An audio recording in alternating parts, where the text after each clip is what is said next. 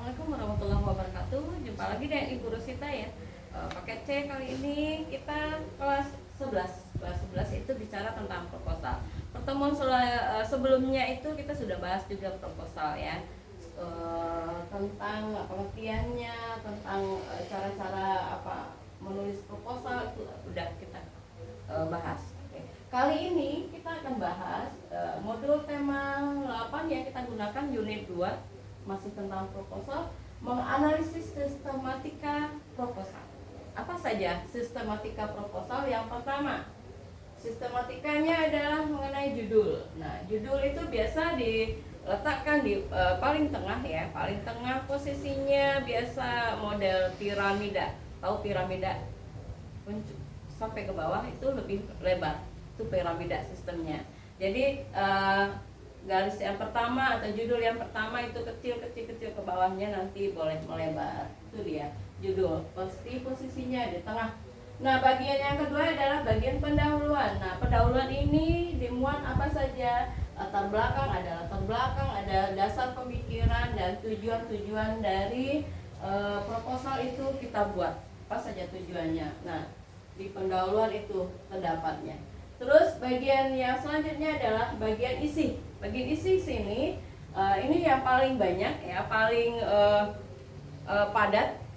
Apa saja isinya ya? Ada tema, ada jenis kegiatan, ada pesertanya siapa saja. Nanti harus dijelaskan pesertanya itu mulai dari siapa itu harus dituliskan lengkap komplit. Nah, terus nanti ada juga dikasih tahu waktunya kapan pelaksanaan acara kita lakukan, nah, kegiatan yang akan kita lakukan, nah, tempatnya di mana, tempat pelaksanaan di sini, itu harus diuraikan secara runtut, ya, secara baik.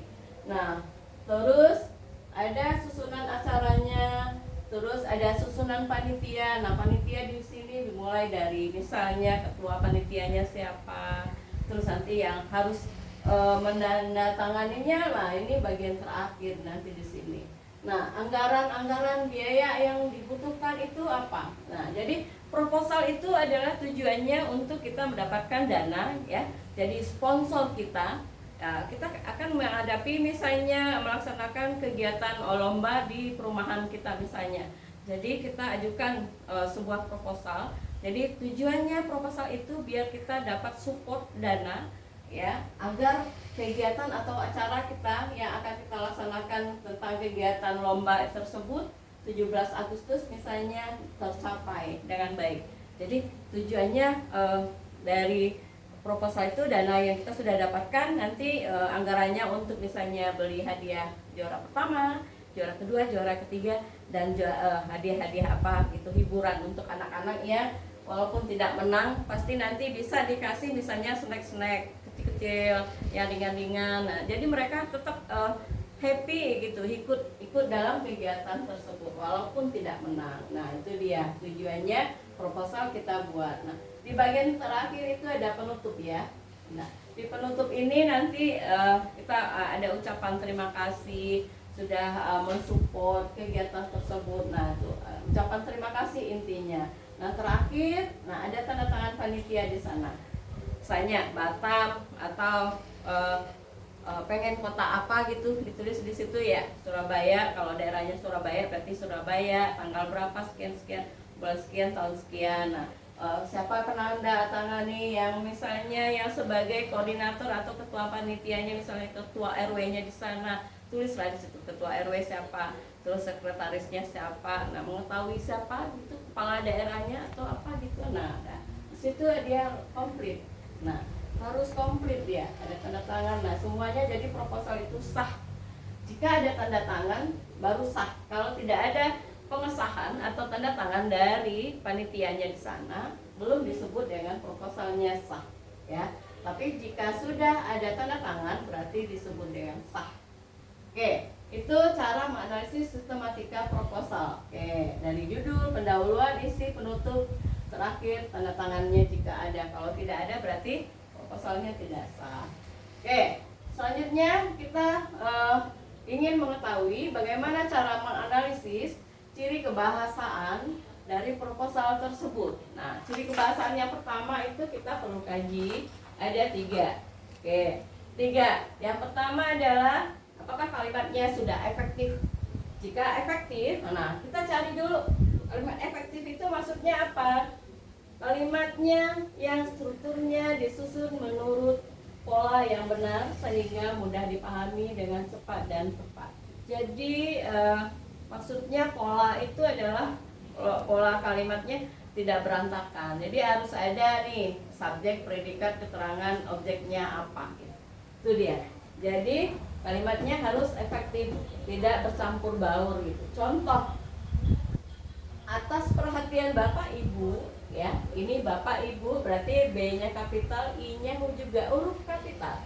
Karena penyebutan Bapak atau Ibu, jadi mewakili seorang Bapak dan Ibu-ibu gitu. Oke, kami mengucapkan terima kasih. Jadi ini bahasanya, kalimatnya itu sangat efektif, ya. Diawali dengan huruf kapital, A-nya kapital, diakhiri dengan tanda titik, itu sebuah kalimat. Jadi makanya disebut kalimat efektif. Berarti kalimatnya sudah benar ya. Pengucapannya kata Bapak, Ibu harus menggunakan huruf kapital. Yaitu kalimatnya sudah efektif. Jika kita menuliskan di sini, kami mengucapkan banyak-banyak terima kasih. Nah, banyak-banyaknya ini tidak efektif. Nah, makanya ini tidak dipakai. Ya, tidak dipakai kata banyak. Ya, itu kata mubazir. Jadi nggak penting, nggak perlu digunakan. Makanya disebut sudah efektif. Oke, yang kedua itu kita perlu cari atau ciri kebahasaan proposal yang benarnya adalah kalimat itu tidak ambigu. Tidak ambigu maksudnya apa? Ambigu berarti bahasa yang digunakan dalam proposal itu tidak menimbulkan penafsiran ganda. Jadi maknanya bisa lebih dari satu misalnya. Gitu. Contoh kalimatnya nih. Besar harapan kami supaya Bapak Ibu bisa membantu dana demi kelancaran kegiatan halal bihalal ini. Nah, ini kalimatnya tidak bersifat ambigu, sudah benar kalimatnya. Nah, contoh kalimat yang ketiga atau contoh ciri kebahasaan yang ketiga adalah harus akurat proposalnya. Akurat itu maksudnya adalah bahasa yang digunakan itu dalam proposal tidak mengada-ada atau sesuai dengan fakta yang ada. Jadi harus ada data dan fakta.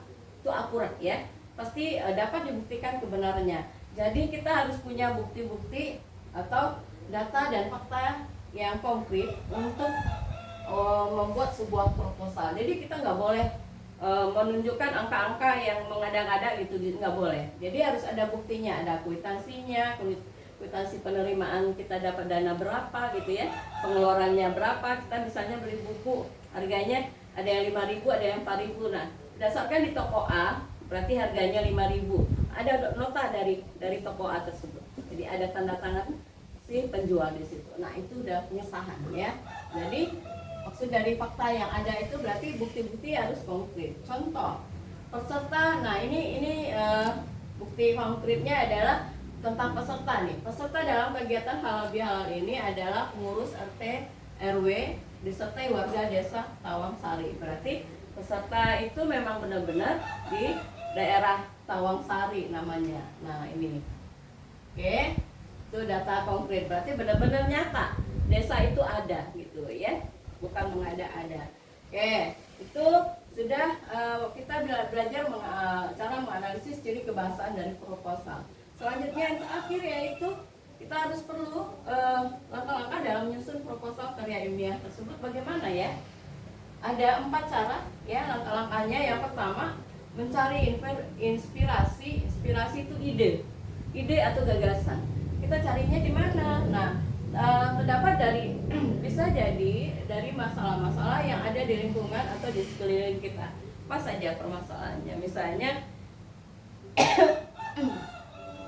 kita akan ada acara 17 Agustus, ada acara Hari Sumpah Pemuda. Nah, itu kan macam-macamnya. Jadi di sekeliling kita, di daerah kita itu kita bisa bentuk pemuda-pemudi untuk mengadakan kegiatan. Misalnya ada namanya kalau di sekolah itu juga ada bedah buku, misalnya ada menulis cerpen, ada lain-lain hal sebagainya gitu, banyak macam. Oke, itu dia. Jadi inspirasi atau idenya adalah dari lingkungan atau sekeliling kita yang berada saat itu. Oke, Oke, langkah-langkah yang kedua adalah merumuskan masalah atau berdasarkan latar belakang masalah. Jadi dari latar belakang permasalahan ini kita dapat merumuskan masalah tersebut. Yang ketiga, caranya adalah menyusun metode penelitian. Nah, ini menyusun metode penelitian ini saat ketika kita penelitian itu telah dibuat, telah dilakukan. Tuh. Yang terakhir, cara mencarinya adalah mencari dan mengumpulkan dan membaca literatur. Nah, di sini maksudnya adalah setelah menemukan ide dilanjutkan dengan membaca literatur, berarti kita perlu data-data atau buku-buku yang berhubungan dengan ide atau topik yang akan kita teliti. Nah, literatur ini biasanya banyak dapat membantu kita untuk menyusun rumusan masalah, landasan teori, dan menyusun metode penelitian. Nah, itu dia. Sudah dijelaskan secara lengkap tentang mulai dari cara menganalisis sistematikanya. Sistematika itu berarti urutan ya, urutan. Terus yang kedua adalah menganalisis dari kebahasanya. Ada 3 caranya ya. Apakah sudah bahasanya menggunakan kalimat efektif, kalimatnya tidak ambigu, apakah sudah akurat gitu. Nah, selanjutnya kita cara-cara membuat atau langkah-langkah dalam menyusun program atau proposal karya ilmiah tersebut. Ada cara-caranya, ada langkah-langkahnya, ada 4. Oke, untuk tugas kita kali ini halaman 41 sampai 44, soalnya dari nomor 1 sampai 10 cukup. Oke, cukup itu saja materi kita hari ini. Semoga dengan waktu yang singkat penyampaian materinya dapat dipahami. Sampai jumpa lagi untuk pertemuan selanjutnya. Selamat pagi, assalamualaikum warahmatullahi wabarakatuh.